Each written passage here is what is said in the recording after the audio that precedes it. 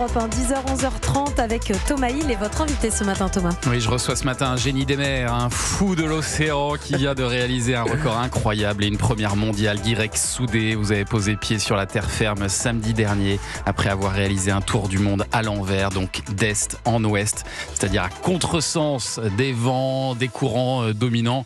Donc en clair, vous vous êtes pris des vagues plein la face pendant 94 jours. Oui, même. pas tout le temps quand même. Heureusement, c'était l'intérêt de partir avec un bateau rapide.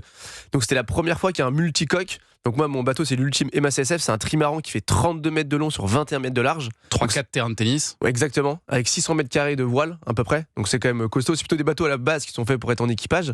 C'est-à-dire combien de personnes normalement ? 6 personnes. 6 personnes. Et là, Ouais. vous êtes tout seul. Et là, j'étais tout seul, ouais. Donc c'était un peu physique. Donc ce qui est bien, c'est que je me suis pas trop ennuyé à bord. Vous avez très peu dormi d'ailleurs. Et j'ai très peu dormi, oui, en effet. Donc je dormais par tranche de 1 minute, 5 minutes, 15, 20, 25. Ça dépendait vraiment des conditions. Et en moyenne, on va dormir 2-3 heures par 24 heures. Donc en fait, le souci de ce bateau, par exemple, moi j'ai fait le dernier Vendée Globe. Donc c'était un monocoque avec une quille en dessous. Ouais. Et donc ça veut dire que si le vent rentre fort, si il y a un souci technique, le bateau vient gîter, donc pencher, en fait il peut se mettre à 80 degrés. Et au bout d'un moment, il va revenir droit. Alors que celui-là, il peut se mettre à l'envers. Retourner facilement. C'est ça. Et d'ailleurs, les dernières tentatives de record du monde dans ce sens-là, c'était en multicoque. Il y en a un qui s'est échoué au Cap Horn et l'autre s'est retourné au Cap Horn. Ouais, c'est ça. Donc forcément, quand tu passes le Cap Horn, tu penses un petit peu à eux et tu dis bon. Personne n'avait réussi en multicoque comme vous l'avez fait. Oui. Vous, ça vous a pris 94 jours, 21 heures et 58 minutes exactement. Vous le pulvérisez de près d'un mois, le précédent record, vieux de 22 ans de Jean-Luc Vandenet, qui était à l'arrivée d'ailleurs. Oui. Qu'est-ce qu'il vous a dit ? Jean-Luc Vandenet, c'est un grand navigateur et que j'aime beaucoup. Et je pense qu'il était content que son record soit battu, parce qu'il attendait ça, Ouais. il savait que ça allait arriver un jour. Et donc il était très fier de passer le flambeau, on va dire.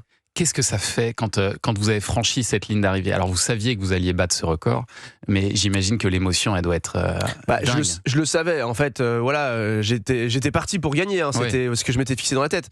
Je pense que c'est important de se le dire, mais après, en fait, tant que la ligne d'arrivée n'est pas franchie, il n'y a rien de gagné. Et jusqu'au dernier moment, il y a quelque chose qui peut arriver, une avarie.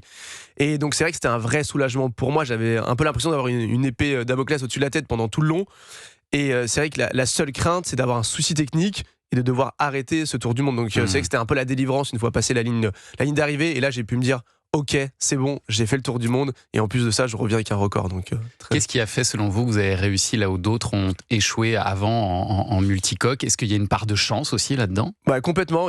C'est plusieurs paramètres. Donc il y a évidemment la chance qui rentre en compte. La chance de ne pas croiser, un conteneur par exemple sur la route. Ouais. La chance de ne pas casser quelque chose de grave à bord du bateau. D'autant que vous êtes passé à des endroits où il y avait beaucoup de bateaux, notamment au sud de l'Afrique, où il y a beaucoup de containers justement. C'est ça. Cap de Bonne-Espérance, et surtout avec ce qui se passe malheureusement au Moyen-Orient, beaucoup de bateaux sont déroutés.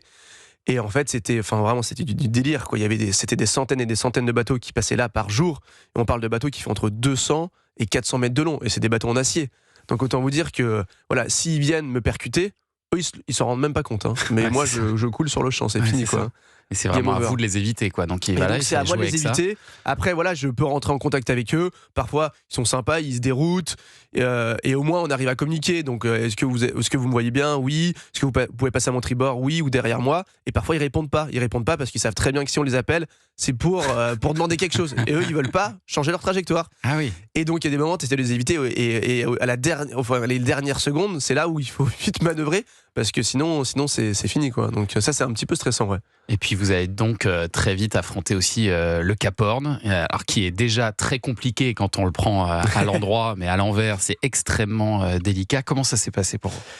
Oui, alors le Cap Horn, c'est le cap le plus au sud de la planète. Il est redouté de beaucoup de navigateurs. C'est un vrai cimetière à bateaux. Malheureusement, il y a beaucoup de marins qui sont restés au niveau du Cap Horn. Et moi, j'ai eu de la chance parce que le passage du Cap Horn s'est bien passé, mais vraiment, je vous parle les heures du passage du Cap Horn. Et après, en revanche, j'ai une grosse dépression qui m'est arrivée dessus. Et pendant 3 jours, j'ai eu 7 mètres de mer avec entre 40 et 50 nœuds de vent. Et là, c'était 7 mètres de mer, ça veut dire des vagues de 7 mètres, c'est ça ? Ça veut dire, c'est ça, des vagues de 7 mètres. Et en plus, je longeais la côte du Chili. Et là, c'était un petit peu stressant, voilà, je dois le reconnaître. C'est que j'avais pas d'issue de secours. Parce que souvent, quand tu te retrouves dans des conditions vraiment dures, il faut ce qu'on appelle se mettre en fuite. Donc tu te mets vent arrière et puis tu fuis, tu te mets à l'abri. Et moi, si je me mettais vent arrière, au bout de 2 heures, j'étais dans les rochers. Donc là, tu pries pour que ça se passe bien et t'as hâte que ça s'arrête, quoi. Il y a eu des vrais moments de peur, d'angoisse. En fait, ouais, la vraie peur, c'est de se mettre à l'envers, quoi. C'est vraiment ça, la plus grosse crainte de ces bateaux. Et surtout que, moi, je savais qu'avant moi, il y a des marins avec une bien meilleure expérience. Pour qui ça l'a pas parce fait. Que vous êtes très jeune, hein, Guy Rexoudé. Vous êtes 34 ans. Oui. Alors vous êtes expérimenté, certes, mais vous êtes encore très jeune, quoi. Oui, très jeune. Je sais pas. Enfin, oui, en effet, j'ai 34 ans. Mais ce qui est sûr, c'est que moi, là, j'ai eu la chance de faire d'autres aventures auparavant, que ce soit à la rame, que ce soit avec ma fameuse poule Monique, avec laquelle j'ai voyagé. Ouais. Mais il faut savoir que le multicoque, moi, la première fois que je me suis retrouvé tout seul sur ce bateau, c'est le moment où j'ai franchi la ligne de départ. Donc là, tu dis, bon, ok, il a un petit peu culotté quand même, tu vois. Et puis là, après, il faut se dire, il faut que les planètes soient bien alignées, mais ça va le faire, c'est passé. Hein. On a essayé de vous suivre, nous, depuis la Terre, pendant ces 94 jours. Je crois qu'il y a eu un moment très compliqué. Je crois qu'il y a eu une dizaine de jours où personne n'a réussi à vous joindre, où ça a été compliqué pour vous. Qu'est-ce qui s'est passé pendant ce moment-là ? Il y a eu une phase compliquée. Une dizaine de jours, alors ça me dit rien, comme ça. Ce passage. Vous avez eu une phase compliquée, non ? J'ai eu des phases, j'ai eu plusieurs phases compliquées. Hein. J'ai eu une avarie quand même assez grave, par exemple, avant le Cap de Bonne-Espérance, où j'ai percuté un filet. Et j'ai endommagé mon safran. Et ça aurait pu me faire arrêter la course. Et voilà, heureusement, j'ai réussi à continuer, mais j'étais quand même handicapé. Donc je devais aller moins vite sur un bord que sur l'autre. Et puis il vous est arrivé une galère aussi, enfin une galère au large de l'Afrique du Sud. Vous êtes retrouvé dans une eau infestée de requins. Non, mais c'est ça. L'Afrique du Sud, c'est connu. En fait, il y a beaucoup de requins blancs. Et j'y suis déjà allé auparavant. Et c'est vrai que quand justement mon souci de safran, il aurait potentiellement fallu que je plonge.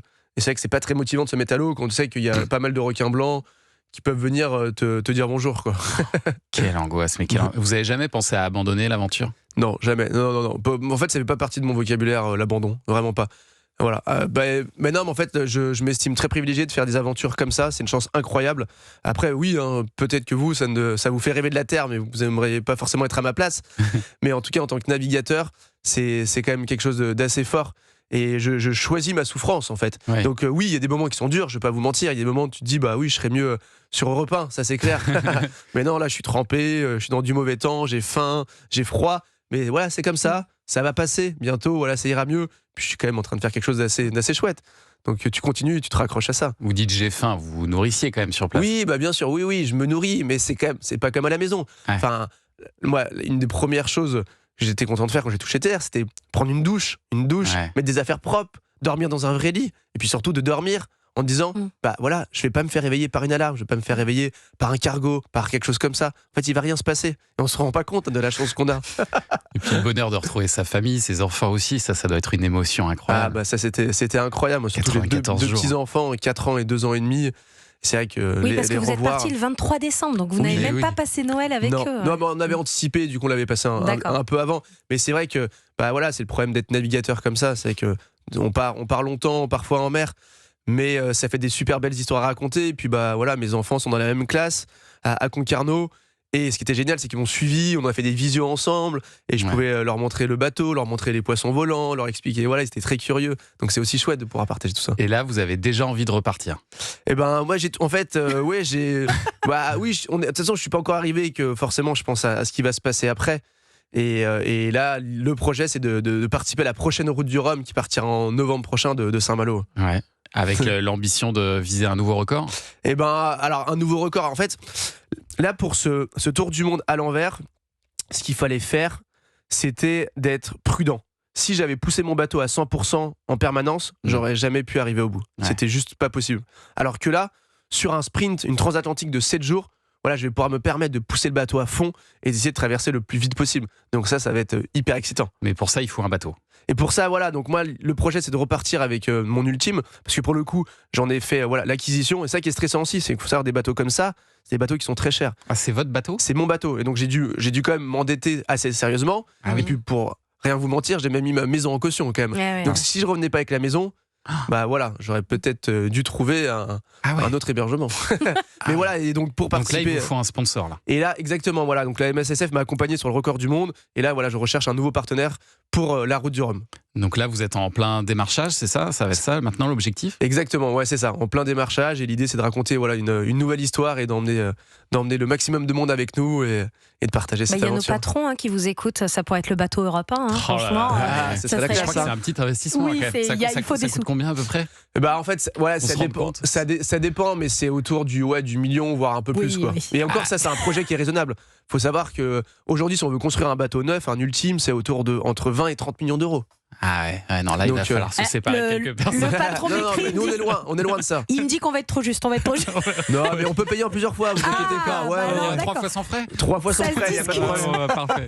Merci Guirec Soudé. En tout cas, nous, on est vraiment très très fiers de vous. C'est magnifique ce que vous avez réussi à faire. Donc, vous êtes le détenteur du nouveau record du monde à l'envers en multicoque. Revenu donc samedi dernier. Bravo Guirec. C'est gentil. Merci beaucoup. Et Culture Média continue, Thomas, après les infos de 10h30 sur Europe 1. Oui, dans un instant, on sera avec Gérard Jugnot et Zabou Bretman pour Mauvaise Pioche, le 13e film réalisé par Gérard Jugnot. Et si vous aussi vous dormez très peu comme Guirec Soudé, eh bien sachez que 7 jours sur 7 sur Europe 1, vous pouvez participer à la libre antenne 22h30, 1h du matin. Vous pouvez retrouver l'écoute bienveillante de Roland Pérez et de Valérie Dermont. Donc si vous aussi voulez témoigner, partager vos expériences, vos histoires d'amour, d'amitié, vos peines de cœur, vos aventures sentimentales, 01 80 20 39 21, 22h30, 1h du matin, la libre antenne sur Europe 1.